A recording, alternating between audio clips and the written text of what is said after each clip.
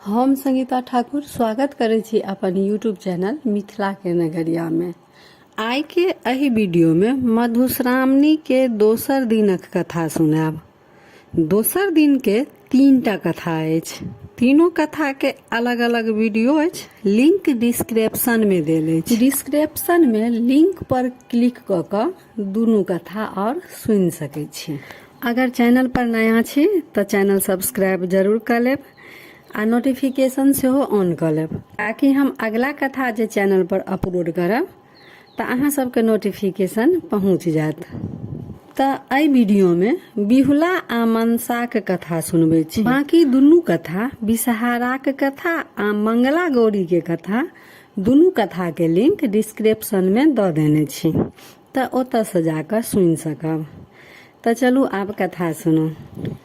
मनसा महादेवक मानस पुत्री छली। ओ जन्मते युवती भ गेली। नंगिटे रहला के कारणे हुनका लाजक रक्षा हेतु सांप देह में लपटा गेलनि। एहि सबसँ गौरी अप्रसन्न भ गेली। तै हेतु मनसा के कैलाश त्यागी क मृत्यु भुवन में आबि क महादेव के कृपा से ओतऽ आबि क रहऽ पड़लनि। हुनक इच्छा छल जे लोक हुनका पूजा करे। ओहि समय में मृत्यु भुवन में चंद्रधर नामक, जेकरा कि सब चंदू कहे, ओ चंदू पैघ सौदागर रहे। पैघक देखांस आनो लोक करैत अछि, जेना कि अखनो होइत अछि जे पैघ लोक के देखांस सब करऽ चाहैत अछि। तै मनसा के मोन छलनि जे पहिले हमर चंदुए पूजा करए, देखा देखी आनो पूजा करऽ लागत। चंदू महादेव के परम भक्त छल। ओ महादेव छोड़ आन देवता के पूजा करऽ के नहीं गछलक। ओकर उत्तर छले जे दहिना हाथ हम महादेव के दऽ देने छियनि, बामा हाथे हम अहाँ के पूजा कऽ सकै छी। मनसा के ई नहीं जँचल। ओ तमसा गेली। चंदू के 6टा बेटा रहनि। 6 बेटा के ओ सांप डसबा कऽ मारि देलखिन। चंदू के बुढ़ारी में फेर एकटा बेटा भेल। हुनका कुंडली देख क ज्योतिषी कहलक जे इहो बेसी दिन नहीं जीता। हिनका विवाह होइते कोहबर में सांप डस लेत। चंदू अत्यंत दुखी भेला, किंतु कोनो उपाय नहीं रहे। ओहि बेटा के नाम लक्ष्मीधर बाली लखनदर रखलक। लक्ष्मीधर के 6वें मास भेला पर चंदू अपन पत्नी के जिद पर एहन कन्या से विवाह कराबऽ लेल तैयार भेल जेकर कुंडली में चिर सोहागिन योग छले। ओ पहाड़ पर एकटा एहन कोठा बनबौलनि जे सब दिस से निमुन रहे। बिज्जी आ बिढ़नीक पहरा दिवेलक, पर ओ पट्टा में कोनो सांप के नहीं आबऽ दै के ओहि बिज्जी आ बिढ़नी के कहल गेल।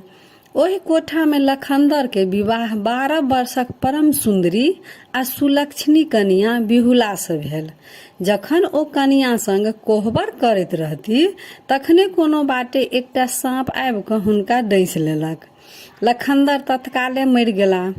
लोक सब हुनका संस्कार लेल गंगा कात लऽ गेल। बिहुला परम सती छली।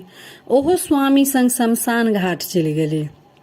लोक सबके कहलखिन आ लोक सबके ओ मुर्दा नहीं गाड़ऽ देलखिन। ओ सबके कहलखिन जे हमरा जेना हैत तेना हम हिनका जियाब। बिहुला केरा थम के एकटा नाव बना लेलखिन आ ओहि में सबके रख क अपनो बैस गेली आ गंगा में ओ भसिया देलक नाव के। लोक सब बहुत मना केलक, लेकिन जिद देख अंत में लोक हुनका अपना भाग्य पर छोड़ देलकनि। ओ बिना अन्न जल के गंगा में मुर्दा संग कईक दिन तक भसियाइत रहले। सबके मांस गल गल क खसऽ लागल, केरा के थम सड़ सड़ क से टूटऽ लागल। भसियाते भसियाते ओ बेढ़ प्रयाग पहुँचल। बिहुला ओतऽ त्रिवेणी घाट पर एकटा धोबिन के कपड़ा खींचैत देखलखिन। ओकरा संग एकटा बच्चा रहे। ओ बच्चा ओकरा दिक्कत करे, बीच बीच में नुआ खींच ले छले। नुआ धुआ नहीं दे छले ओ धोबिन के। अंत में धोबिन ओकरा जान से मार क खींचल साड़ी जे रहे तै तर में झाँपि देलक। फेर जखन ओकरा कपड़ा खींचल भ गेले, तखन ओहि बच्चा के फेर जिया क आ ओकरा कांख तर ल क माथ पर पनुआ के मोटा उठा क विदा भेल। बिहुला के भेलनि जे एही धोबिन से हुनका काज भऽ सकै छनि। ओहि दिन ओतऽ रुकि गेली। दोसर दिन जखन धोबिन फेर घाट पर आयल तखन बिहुला अपन सब हाल ओकरा कहलखिन आ बिहुला ओकरासँ अपन स्वामी के पुनः जीवित करबा में मदद मंगलखिन। बिहुला के सुंदरता आ धैर्य देख कऽ साहस देख कऽ धोबिन के दया आबि गेलनि। धोबिन बिहुला के संगे इंद्र के दरबार में पहुंचल। ओतऽ आनो देवता सब छलाह।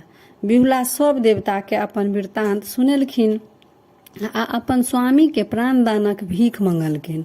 देवतागण बिहुला के व्यवहार देख कऽ प्रसन्न भेला आ हुनका दया आबि गेलनि। ओ सब मनसा के बजौलनि आ चंदू सौदागर के अपराध के क्षमा कऽ देबा लेल कहलखिन। बिहुला बिषहारा के पैर पकड़ि लेल कऽ विनती करऽ लगलखिन आ आंचल पसारि कऽ कबूला केलकनि जे यदि हमर पति सहित हुनक 6 भैंसुर जीवित भऽ उठत आ हुनका सबके हमर ससुर के क्षमा कऽ देब तो अपन ओ ससुर के मना कऽ पूर्ण समारोह के संग बिषहारा के पूजा करब आ मृत्यु भुवन में हम अहाँ के प्रचार प्रसार करब।